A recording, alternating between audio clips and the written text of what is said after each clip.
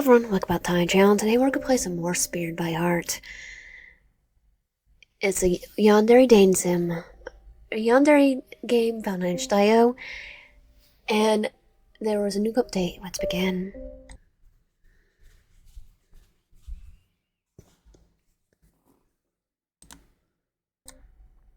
Chapter 1. Prophecy 12. Princess of the East. A princess born in divine light shall seal the fate of the night. As all the land sits in her hand, she will be with a lover planned. A forced marriage with a prince in heart, not a prince born in scars. Princess? Princess? Princess? YN. Right, Princess YN of Dila Kingdom. That's me. Dila. And I'm under that much stress Am I under that much stress I forgot my own name? You shudder at the thought of not remembering. You are is horrible. Even if you did somehow forget, there's always something to remind you. Prophecy. It defines your existence, control your future. The kingdom won't let you be a person if the outcome holds true. Marrying a prince of any kind would surely seal your fate for good. And that's exactly the heck you ran from. You had given up everything, your old duties, the castle, and your family, all to be yourself and have a choice in this world. On your birthday, too, it was nothing but cruel. The Prince of Ephrael. You could have loved him. He was kind as a kid. But he changed. I'm not marrying that. There was nothing kind left of him last I saw him. Left of Damien. Don't speak his name, please, current me. I need to focus on remembering everything. After you refused the prophecy and to marry him. He waged war against you and your family. If you didn't go willingly, the prophecy wouldn't uphold. Terrors unknown to man would oppose upon the land, decimating it. You knew your choice was selfish, but you didn't care. You wanted to finally have a choice. Your choice was to go down with a fight. Except he didn't. It haunts me still. I can't forgive myself so. Leave me alone. You shook your head. It wasn't worth thinking about anymore. All you needed to focus on was the present. I'm safe, for now. I have work to do in a small town that keeps me busy. Plus, no one knows I'm a princess here. At least I hope. Surely if someone knew, they would have already said something, right? Or they would keep quiet. Anyways, the town. After escaping, you found a small town. Or so you thought. They were a rebellion in disguise, fighting against the war. They gathered on everyone who was willing to fight, including informants from inside the castle. Some of them served under Damien himself. It was only a whisper, though. No one actually disclosed any of the information. Figures, and you didn't recognize anyone from your time inside the castle either. They found you in the forest and let you stay. You helped them by collecting herbs for the healers and offering your fighting powers in the group of warriors. Too bad I'm weak. You didn't have much to fight with besides a curved sword. Your type is cyber. But did good enough. Carefully sparred and practiced with one of the three elites, the wearer's guard, as the best of the best, capable of taking down anyone. Yeah, Clyde, as if he isn't one of the weirdest guys here. Somehow on top of this already, the very weird situation I'm in. Plus he's confusing. One instant he's nice to me, making small talk and stuff, then the next he's unreadable. Distant, rude, sarcastic, you name it. Well, he's a yandere. With maybe some twos in there and there. I mean, seriously, what's up with him? That's how he is, I guess. He's still definitely weird. Here I'm thinking about him, though. Even though he's strange, I can't help but to like him. Sure, he's interesting. He's attractive also. And there's a limited options. Want her to be open and enjoy the time I spent with him, right? The small amount of time he gives me, the when he's not being distant or rude. Your time here was well spent. It's peaceful too. You still had to remember. You still had to remember their goals. You had to remember that staying here forever wouldn't be possible. You can't consider yourself completely safe until you get out of here. Which always makes me wonder, why hadn't I already left? I'm still here 6 moon cycles later, without even a bit of an idea of where to go. Okay, so like 6 months. Why am I still here? I'm scared. Actually, wait, I'm dumb. Not to insult myself here, but yeah, I am. Maybe instead of thinking why, I should think about getting the heck out of this town. Rallying a plan of escape would be hard. There's another town or kingdom nearby. Unless I try to go up north into the cold mountains and freeze to death. Nothing about the idea seems appealing. I know nothing about the kingdom. Let's keep that one for later. I could try to stall out into the forest nearby. No, there's so many animals around here. Nothing around sounds like a good idea, and you remind yourself why you didn't have a plan yet. Everything seems impossible. Thinking this much makes you hurt your head. Thinking this much hurt your head, so you force yourself to stop daydreaming and focus on what you're doing. Why? You try to remember, what were you doing again? Why? Maybe you were cleaning up your bed or something, or working on. Why? Your eyes jolt open. First, you notice Clyde staying in front of you, staring, his expression slightly annoyed, but mostly blank. You look around, your body's laying up against a tree in the middle of the forest. Other weapons and sparring tools cover the ground underneath your both. You look up next. The sun's beating down on you harshly. All everyone's feel weak and ready to give out any moment. Did I almost pass out? No, it's not almost. I think we did. I don't even remember Clyde and I am actively sparring. And I feel so weak. You mutter to yourself, trying to regain enough energy to stand fully upright. All the thing I'm doing lately must be taking a toll on my physical health. Plus, the sparring is always so intense. What was that about the sparring practice? I love the voice. Nothing, Clyde. I said I'm trying. I'm trying over here, you know? If you call this trying, your reactions are slow and you are spacing out. Try again. This time, when you are ready. His tone laced with sarcasm made Scott smiling at you. He was doing this to get a rise out of you. And it was working. He gave you a little space while waiting for you to initiate the next sparring attempt. You look over the spot he decided to take as he waited, only to see him lazily lying against a tree with a bored look, still waiting. Seeing him make this difficult training in the horrible sun looks easy, ticked you off. It made sense since he had so much more experience than you. People regard him as an elite warrior, which meant he is someone with unique skills on the battlefield. Skills they probably only scratch the surface of while sparring him. Not only that, but he was only 25, definitely more than capable of keep doing this. You're only basic warrior. Mostly there's a front line and the more useful people behind you. Clyde is pushing you to new levels of training that are not meant for you at all. Truthfully, being pushed over the max didn't feel good. It was annoying. Clyde even more so. He tried not to think about that part.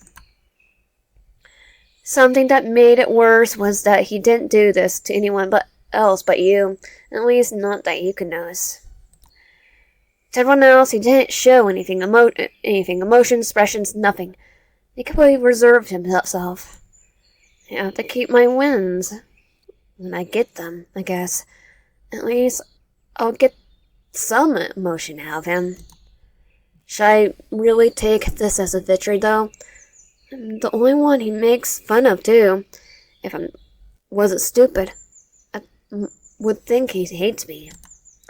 More like, if I didn't also take a liking to him, I would. And how stupid am I, to like a man that constantly makes fun of me? Maybe we have a type. You blink into focus. Your body was getting antsy to do so. The drawing of the coming back to consciousness a moment ago was wearing out. Considering Clyde wasn't going to let you off the hook in terms of sparring practice or either, he probably wanted you to do one more round of combat before calling it a day. You could have been keen on calling it a day times before this, as you knew your body wasn't going to be able to keep up this round, even with the drilling. Might as well try a little bit. No need to go crazy or anything. Not like I even can. My body feels like I could fall over any moment. Speak of falling over, you glance over at him again, laying there against a tree, staring at his sharp end of a spear. He was relaxed, like he didn't even break a sweat. As he didn't, how was he able to stand there like this training is nothing to him? He wouldn't make this look so easy. I guarantee myself he's doing it on purpose, too, in spite of me. He probably draws the entertainment it gives him to know he's stronger than me. All that does is remind me of the Royals. No shock there. You blank out, thinking about how you wish you could kick the entitlement out of him. It didn't occur to you that during the time you were falling deep into your thoughts, you were staring right at him. He noticed quick and got off the tree, walking back over to you. He's coming back over here. Whatever, we can get this training over with. Is the princess finally ready to continue? Or are you going to keep staring at me all day? I don't mind that, but only if you are looking for a good reason. Wait, he knows I am a princess. You feel your heart skip a beat. You were staring? Or was he flirting with you again? You cannot but to at least brush a little. Not only because of the remark, but the nickname he chose for you. The thought started to worry you. Him knowing your secret. Princess, you worry that he's toying with you at this point. You hope it's a coincidence. Or at least that you can escape before you find out. He positions himself for battle, and you do the same, mimicking his movements. Yes, please hurry up. After you finish speaking, you attempt to strike him in a forward position with an intimate hit from your sword into his chest. As you wish, my princess. He winks, blocking your attempt to strike him with ease before rushing in with his first attack. Sweeping his with his spear to knock you off your feet. You know what he's trying to do. Use cheap tactics to throw you off and distract you.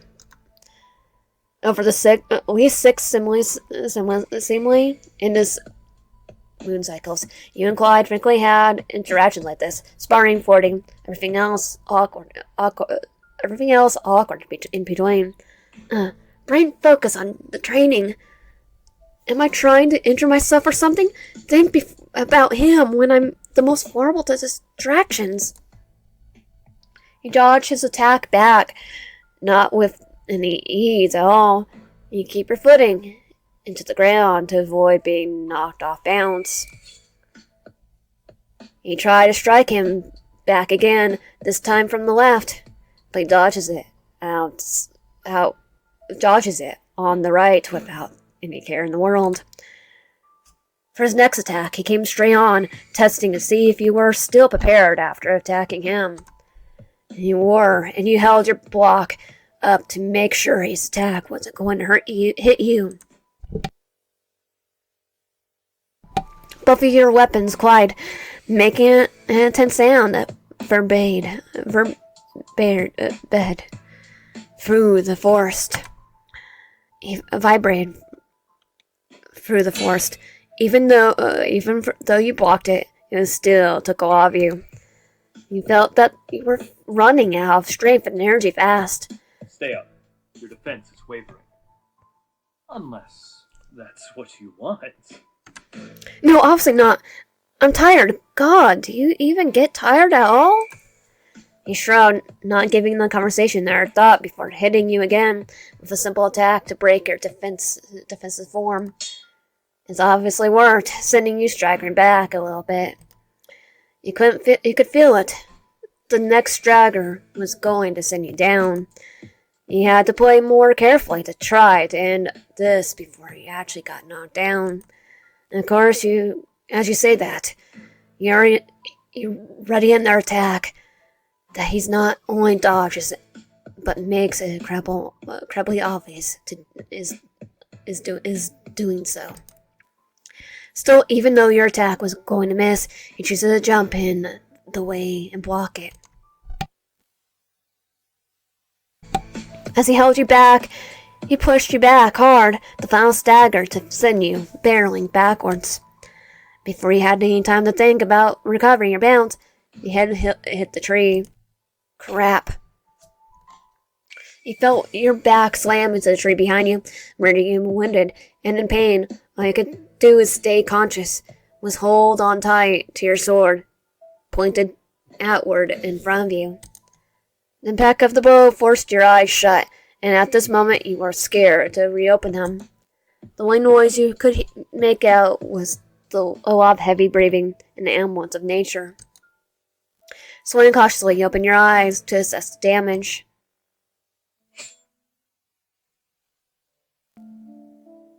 Oh yeah, we kind of stabbed him. Clyde was close to you, and you barely see anything but him. How embarrassing. I mean, he's still like going, like, yeah, I love ya. I want to see the hearts again. A hit that you thought was going to take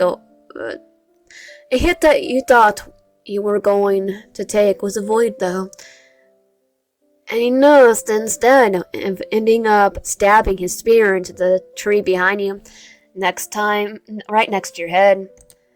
You were surely grateful to that, but still confused by why he attacked you the way he did. Because he wanted to do this. He wanted to be close to us. He could have done anything else to win the fight, and not to have end up in this position. So close to him. He still wasn't moving or letting you go either. I guess he didn't pick up on the awkward situation yet. Well, did he pick up on the sword? Especially since it's been a while since this fight was already won in his favor. The whole situation was scrambled your brain, especially after the hard impact to your head against the tree. It took a moment to not only find the right word to say, but also recover your voice enough to talk because of the impact. That was until you looked down and noticed the real problem. Your sword. Your sword shoved into his chest. Oh my god, are you okay? My sword! Lion. You look terrible. The wound looks terrible. Are you okay?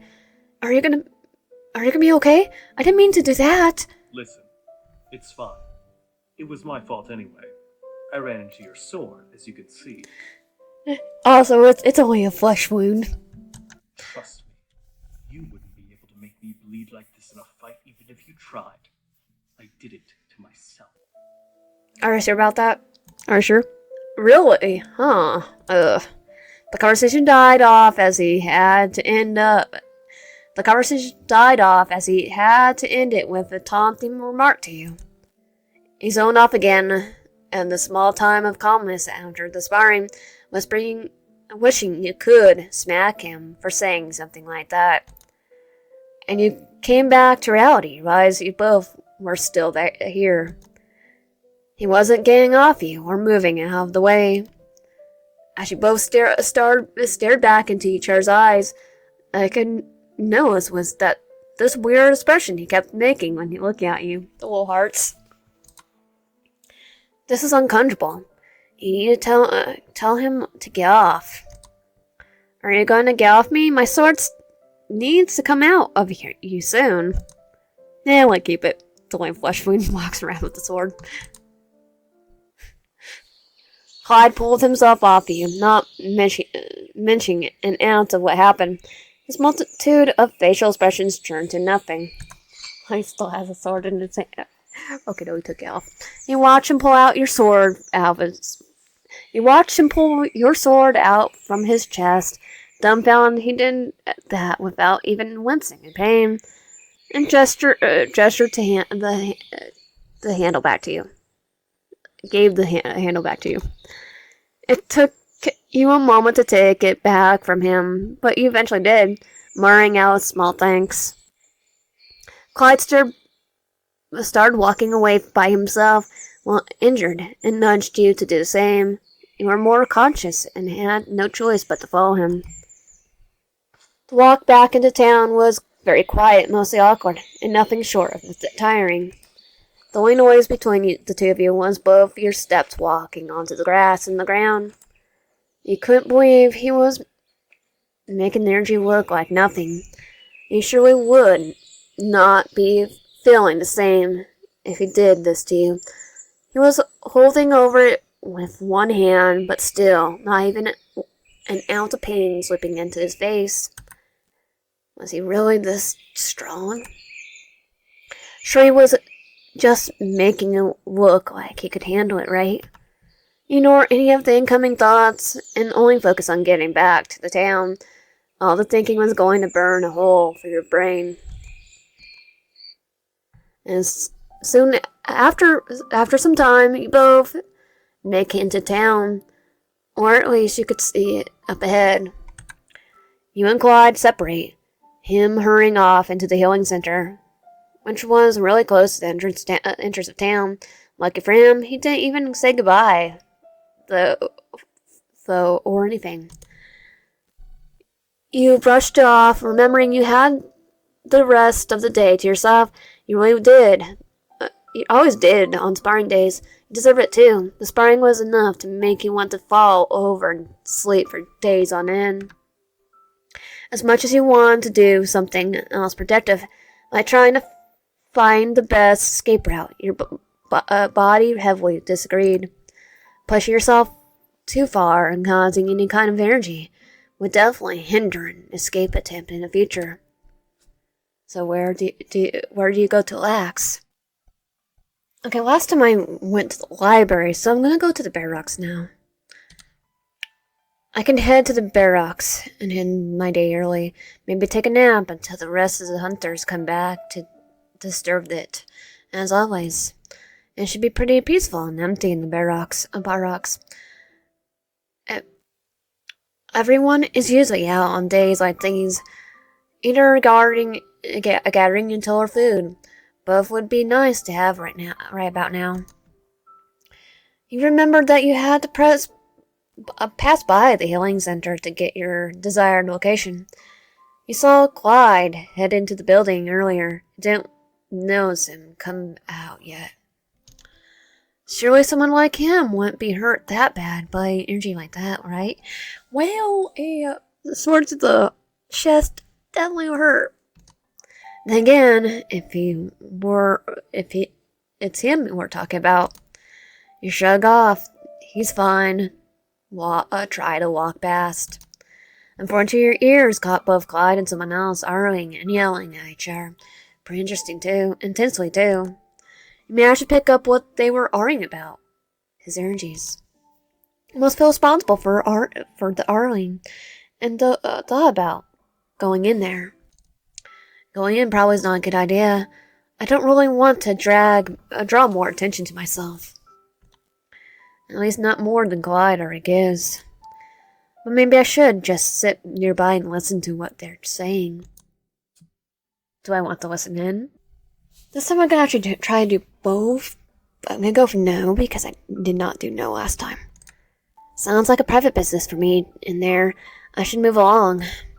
Plus, if I were them, I don't want my business to be listened on. You pass by the healing center, trying your best to ignore the dialogue argument that Clyde and another person are still missing. He just got done saying how it was a private business and not to listen in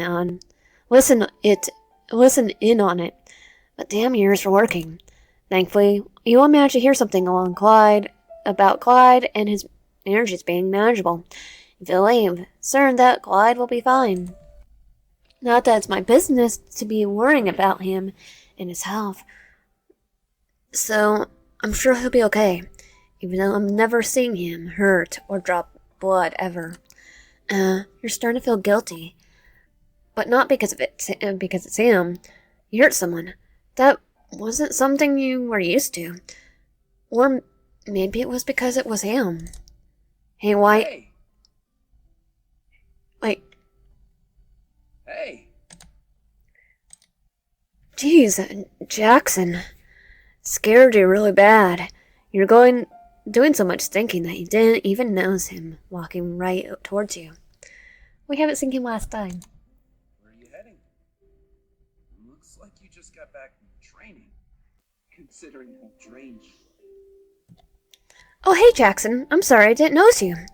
Yeah, we just finished, but it was pretty bad timing today. I'm not thinking straight. I'm heading to the barracks to relax. That's okay.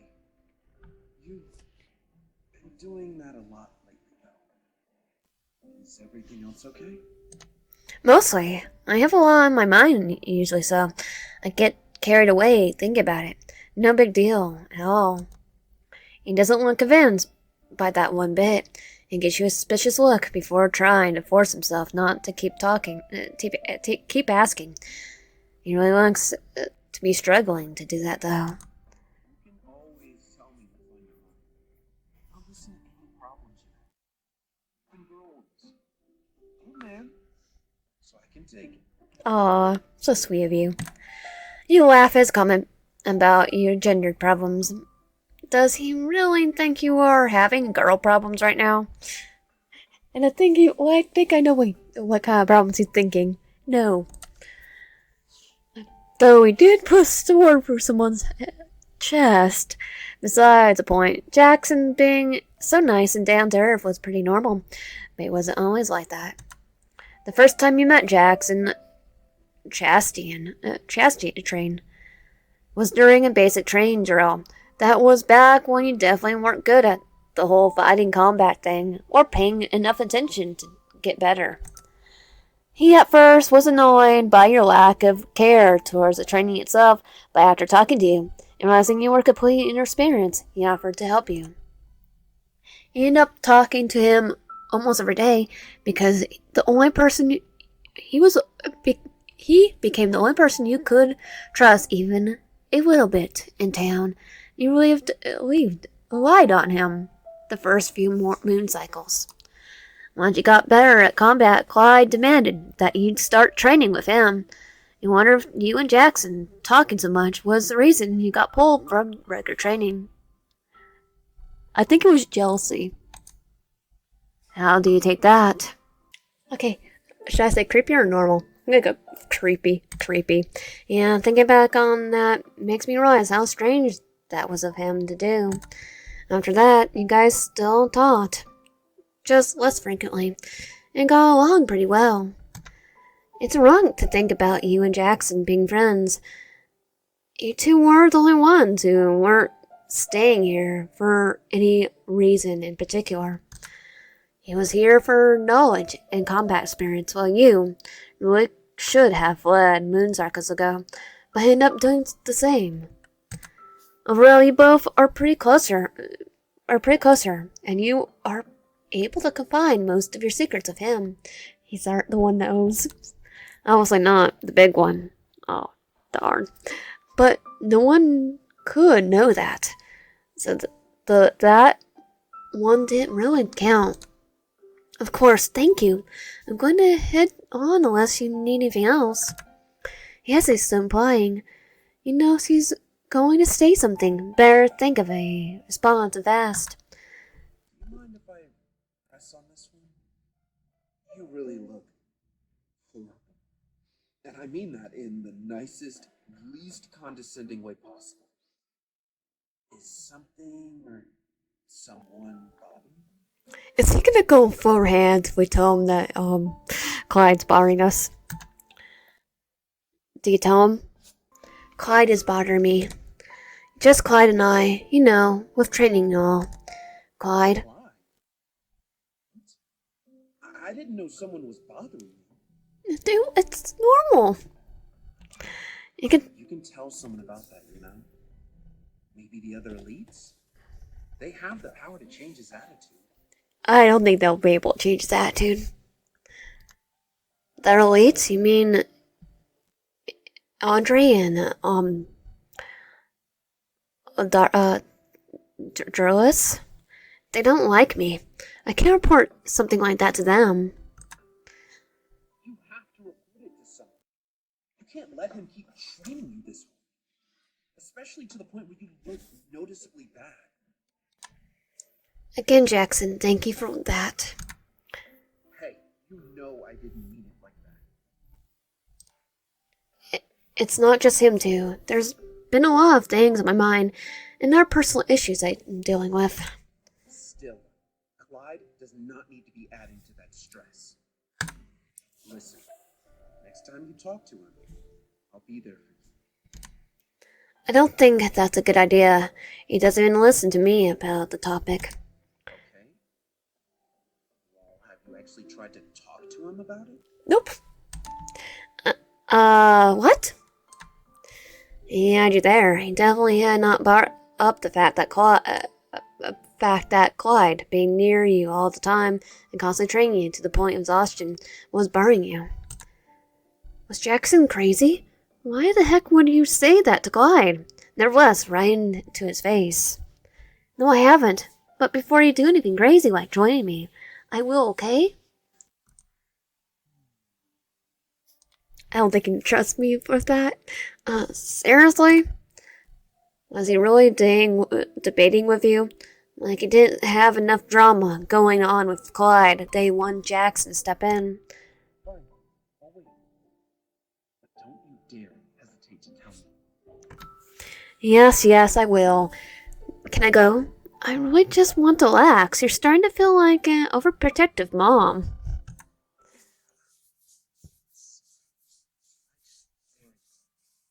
No one deserves to be treated like Aw, thank you. I don't think he's treating me like lower class. He's called me princess after all. Thanks, trust me, it's not that bad. I'll be fine and can handle it on my own. Sure. I'll see you tomorrow at the training. Unless Clyde has something to pull you into again. He most likely will. Jaxson remarked sarcastically, and you were almost shocked to hear that from him instead of someone like Clyde. You must not like him, jeez. Because he took us away from him. I'll be there. See you later. After waving goodbye to Jaxson, you continue on your way to finally relax somewhere. You hope no more interruptions, since you really had no desire to talk to more people. The town seemed really empty anyway, so you put your head down and start speed walking as fast as you could without hurting any additional parts of your body. Finally, you make it to the barracks. Immediately find your spot in the midst of all the same exact beds. You tried to make your bed space a little extra. You tried to make your bed space a little area a bit different to stand out, but there wasn't a whole lot of ways you could do that. Folding the bed sheets in a certain way was thankfully the most helpful thing you could do to stand out. It worked well enough, all things considered, until someone else started doing it. The small space you had almost felt like it gave you a sense of privacy in this little unprivate life. You immediately walked over to your bed so you can take off your sword and place it against the nightstand. It's like, where's the nightstand? Feels better to have this off. Keeping it only reminds me how dangerous the world is, and how dangerous we are for not paying attention. Now I'm safe and alone for a little bit, so I can sleep. Talking so much to other people every day made you wish you could sleep endlessly. You couldn't, of course, so you planned on a small nap. You carefully climbed onto bed, still in your sparring clothes, but at this point you didn't care. The exhaustion was hitting you like a wave that the longer it took you to get into a comfortable position. Take a deep breath. You finally found a perfect position to fall asleep.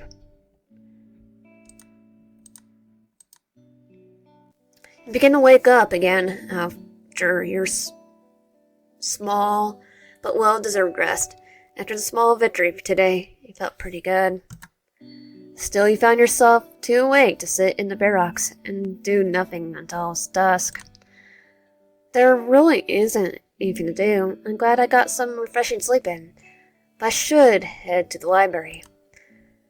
Being here is boring. The library will definitely entertain me for a while, with its endless supply of books to look at. You slowly climb off to the bed and grab your sword on the way out, adjusting it in your waistband until it fits nicely. Once you knew the sword was secure, you left the barracks and went into the town. The library was closed by, so thankfully the walk wouldn't be long. Let's hope no one else bothers me.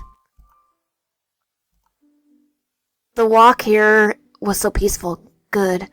I deserve a day that isn't chaotic. I didn't really see anyone else either weird. People should have started coming back from their task, but maybe everyone's doing other stuff. I shouldn't really worry about other people. I can barely take care of myself right now. You push away the thoughts of other people and focus on yourself, plus the reason you came here, not to be bored.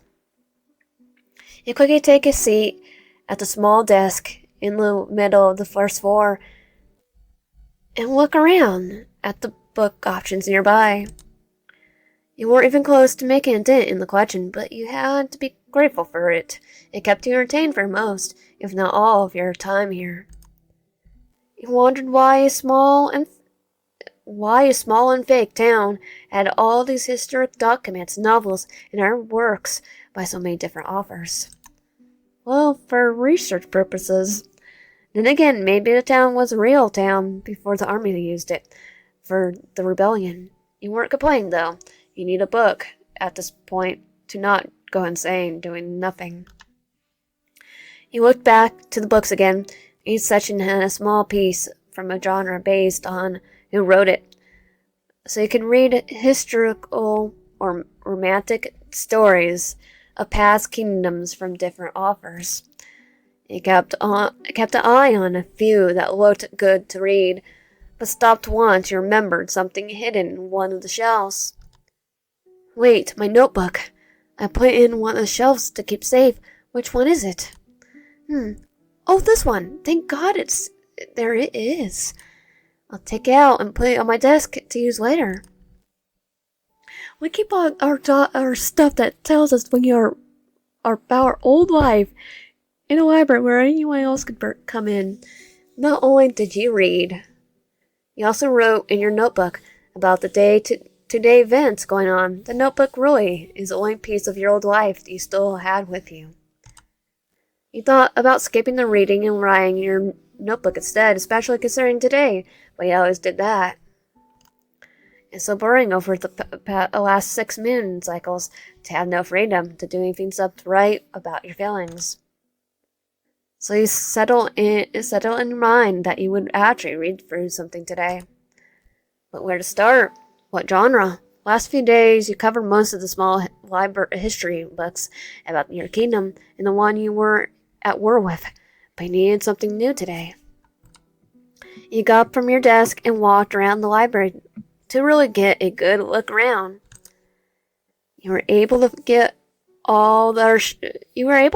to all of their shelves, making sure to cover both the small upstairs and downstairs in search of finding some good topics. After a small while, you managed to pull together 3 books you hadn't seen before as options to read and bring them back to your desk. Sitting down, you looked over your options again. Question was, which one did you want to actually read? What title do you pick up?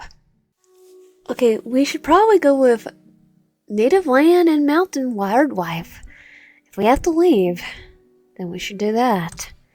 I love reading about books, about flowers. We have so many flowers in the garden and castle. Different and seasonal ones. All the same too. There's so many bright colors to choose from. The ones who have different types of flowers too, since it's about the mountain agriculture. Agriculture. Not only was it super in-depth and interesting, it had even hand-drawn pictures of some of the flowers. You did recognize a few of them, that managed to make their way into your garden, but most of the flowers in the book were new. You could tell this book was written with so much love. It made it really good read to spirits and got you thinking about your life back home. The flowers that used to grow in the garden were so beautiful. Most of them were wild too. The gardener was always surprised to find new flowers and to show me. It would be a touch if I had to pick a favorite out of the regulars I seen. But if I really had to, what is your favorite flower of the garden? I'm gonna go with purple aster because I like purple. The purple aster makes sense to be my favorite. It was all over the kingdom, the flower of royalty. No, I just like purple. In all honesty, I like it because of the extra meanings, wisdom, and admiration. I always thought that being royal meant people would look up to me. Although there are not many people to look up to, I'm certainly no good example. He kept reading onward to our flowers and then ended up on a topic about the soil, growing plants, and the landscape best suit for each. Then thought of the stuff then threw the stuff about. The ground was boring. It was still something to keep the book going. Sadly, the book came to an end. Of course, there was only so many flowers it could talk about in this world. This was a good read. I'm glad I picked it up. It took my mind off a lot of what's been happening recently. You flip the book shut and decide that's enough for reading for today. You finally look up after a while of staring down, realizing how dark it was outside. Staying any later in the library might be a bad idea in case you fall asleep here before you get back to barracks. Usually one of the elite warders did a check to make sure everyone was in their bed by nighttime. If you didn't show, you might get in serious trouble. Still, you couldn't help but at least want to put a little something in your notebook for yourself. More of a requirement for my mental insanity at this point. I can make it quick and get out of here soon. You start out by writing about the war and your never-ending pain that coincided with it. That went with it. The pain, it haunted you, both mentally and physically at this point. Being in pain from training so much all the time almost kept your mind off everything else, almost. Next you mentioned Damien. It was almost a reaction to think of him every time you thought of yourself in pain. You wish you could tell him how much of the pain he causes on the regular, but would it be worth having to see him again? He's just a Ron's son. I think I liked him. Then you made sure to include a piece of yourself in there, a little section about your regular feelings of the day-to-day. Sure, you had Jaxson to occasionally talk to about your personal regards, but he didn't do that often. It's nice as nice as he was, you still couldn't trust him completely. You couldn't trust anyone that much at this point. Finally, there was today, mostly Clyde of today, but still, he had to say something about him. His behavior today was completely out of the ordinary, but it was a nice change to his usual. Or maybe it wasn't. Were you really trying to get attached to him or not? You were still trying to leave. Just decide, Brain, good or bad. Do you mention Clyde in a good way?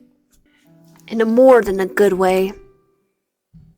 He's all I think about nowadays. I have to get my head straight and think about more important stuff like leaving. I can't write about him. I can write about him and all that just this once, okay? Right?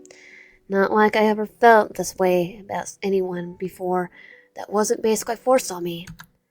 It makes me feel natural.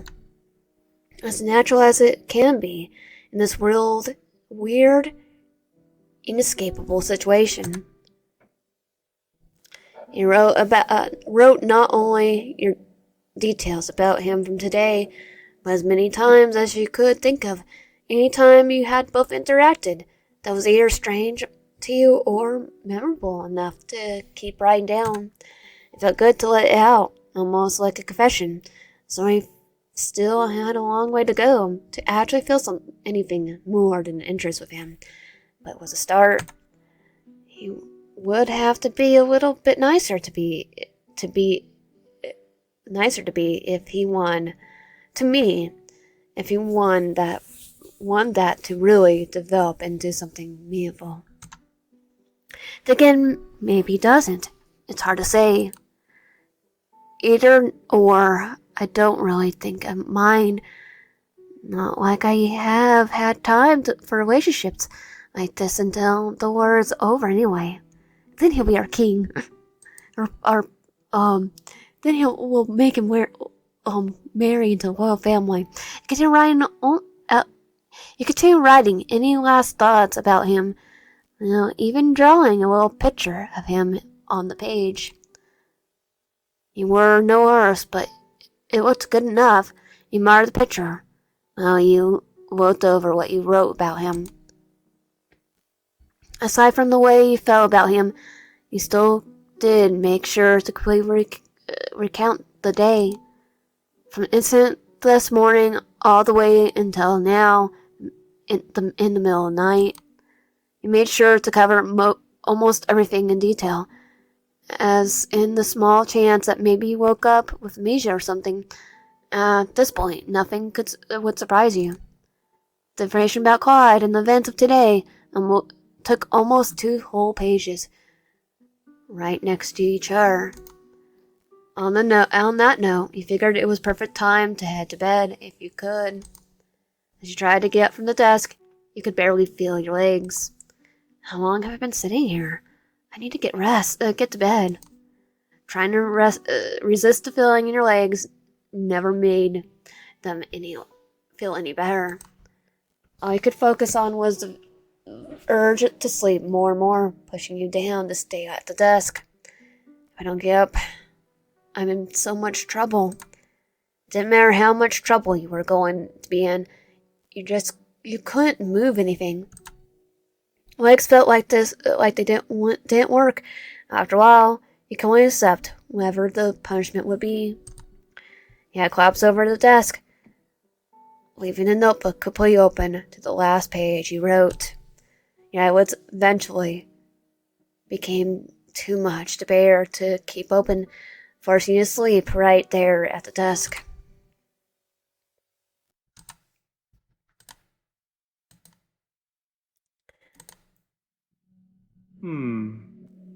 There he is. Seems you fell asleep in here instead of coming back to the barracks like you were supposed to. Scared me. I thought something happened to you. Making my brain fight for its life, trying to deny all these bad things I keep thinking that could have happened. Instead, here you are. Asleep on a desk in a library. A little bookworm you are. Although this book looks handwritten. Are you writing this yourself? You always do carry around that notebook. Is this the same one? Not to peek into your private business, but the page sitting open in front of me is too tempting. I'm sorry. He's hurting our feelings for him. No, no. Wait, my name. And pictures of you. My name is all over this page. You wrote about me. I need to read all of it. What are you saying about me? All of this. Hold on. I need to read the rest just to be sure. Wow. I can't believe anything I just read. All of it. All about me. I'm so glad you think about me just as much as I do about you. I can't stop thinking about you. And like this too. And look at that little adorable drawing of me. I didn't know you were so talented. Oh, Ian. I'd kill anything for you. Does anything? He'll kill the world for us. Don't forget that. Once this is all over, you'll be happier than you ever were before. I'll guarantee that with my life.